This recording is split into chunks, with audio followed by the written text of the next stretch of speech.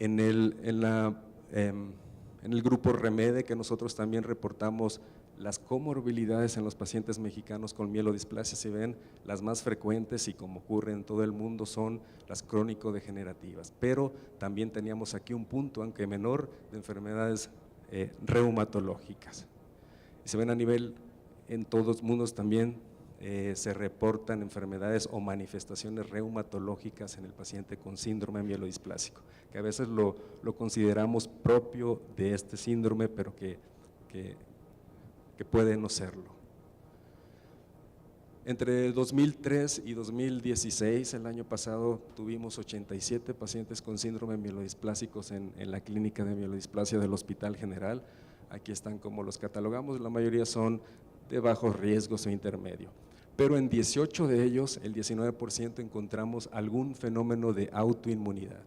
4 meramente por laboratorio en los estudios de protocolo de estudio. Encontramos anti-DNA, factor reumatoide y anticuerpos antimitocondriales. 14 pacientes tuvieron manifestaciones clínicas de autoinmunidad, vasculitis, 4 policondritis, vitiligo, también es frecuente esta asociación, síndrome de Sjögren y artritis reumatoide.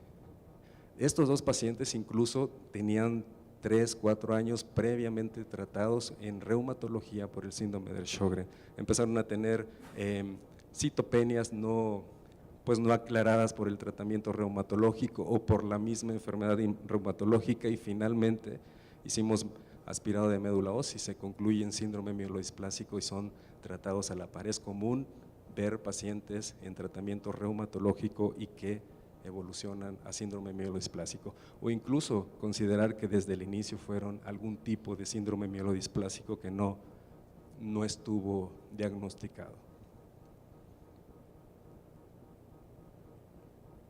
La siguiente, por favor.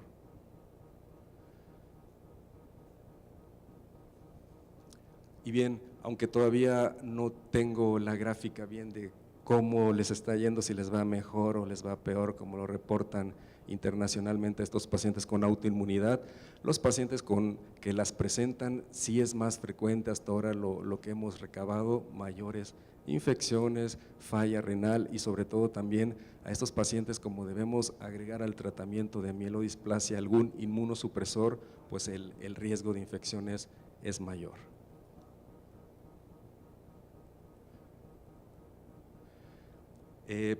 En cuanto al tratamiento, pues si un paciente presenta fenómenos de autoinmunidad, los inmunosupresores, la prednisona, metotrexate, se ha visto que tienen buena respuesta y con los nuevos tratamientos de hipometilantes se produce una regulación de este sistema inmune, sobre todo con lenalidomida también, que pueden incluso disminuir estos fenómenos de autoinmunidad. Y creo que ya vamos a terminar. La autoinmunidad, en conclusión, en los síndromes mielodisplásicos es frecuente y en muchos casos, no obstante, no se diagnostica o damos un diagnóstico erróneo. Siempre debemos considerar un síndrome mielodisplásico subclínico en pacientes con vasculitis u otra enfermedad reumatológica y citopenias hematológicas que no tienen adecuado control. Y, como decíamos, tienen una buena respuesta a la inmunosupresión y a los inmunomoduladores. La siguiente. Bien, esa era la última. Cuando Alejandro habla con Aristóteles sobre los bienes de la vida humana.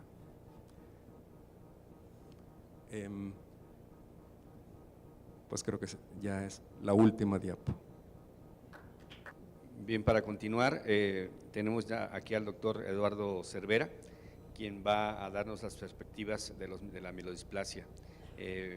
Bienvenido, Eduardo. Gracias, Beto.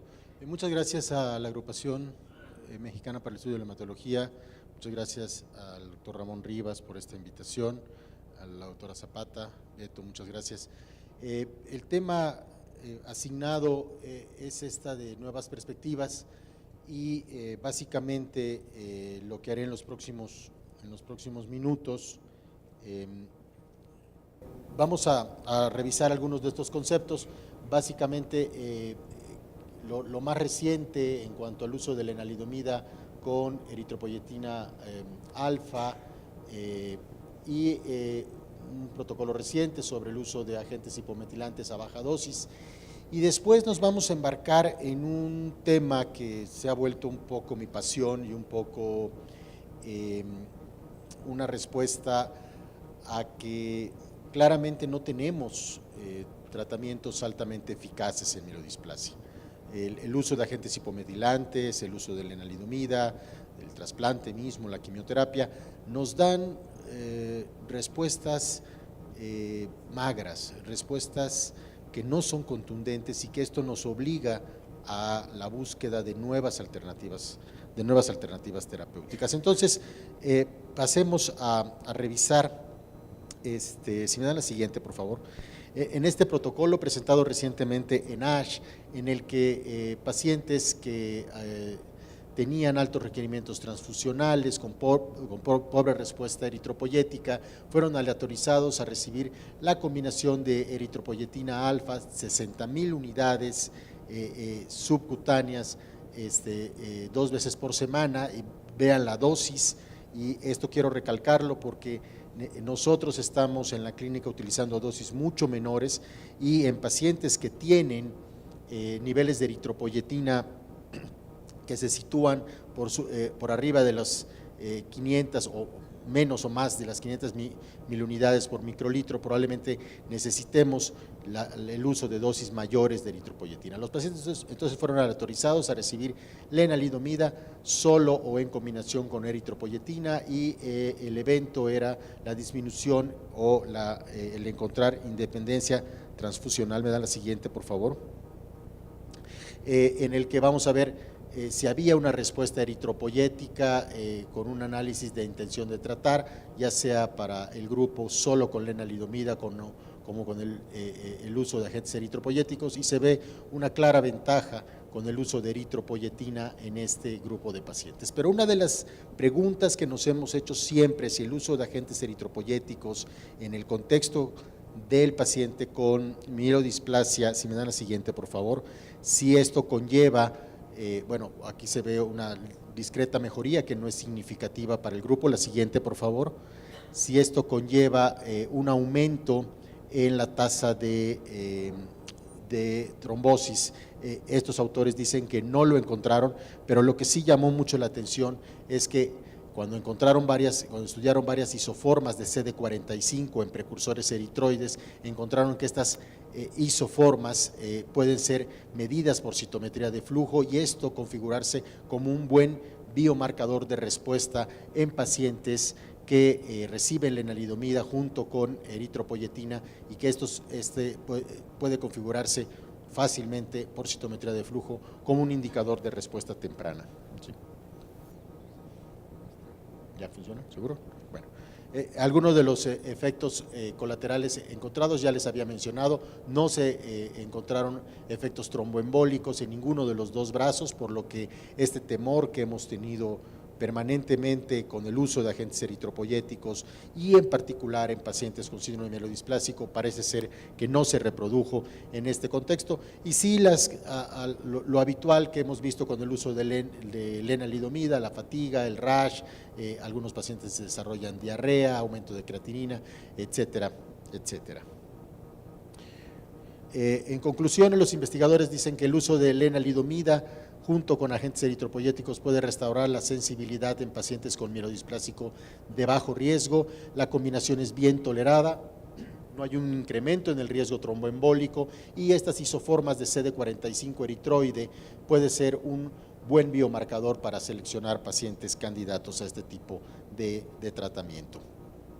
El otro trabajo presentado también en ASH de Elias Jabbour del grupo del MD Anderson fue el uso de bajas dosis de agentes hipometilantes.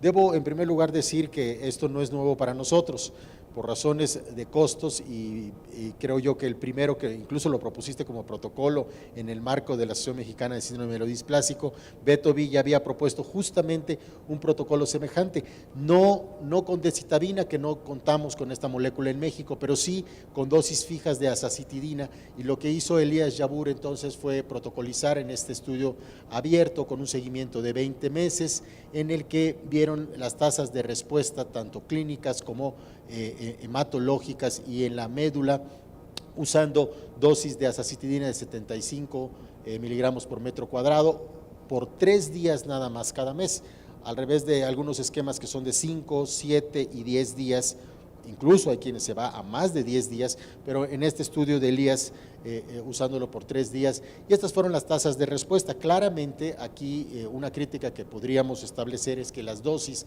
de decitabina son un poco superiores a lo habitual, aunque también lo maneja por 3 días, pero yo creo que aquí en el sesgo metodológico es que le dio un poquito más de beneficio hacia la decitabina que hacia lo habitual, y quizá algún defensor a ultranza de la azacitidina podrá decir que este grupo quedaba un poquito cojo en comparación con el otro. Lo que vamos a ver entonces en términos de respuesta es que efectivamente tenemos tasas de respuesta global superiores para decitabina, sin embargo en el resto de los parámetros parece ser que no hay diferencia con el uso de dosis bajas de azacitidina, y más que dosis bajas, dosis por menos tiempo.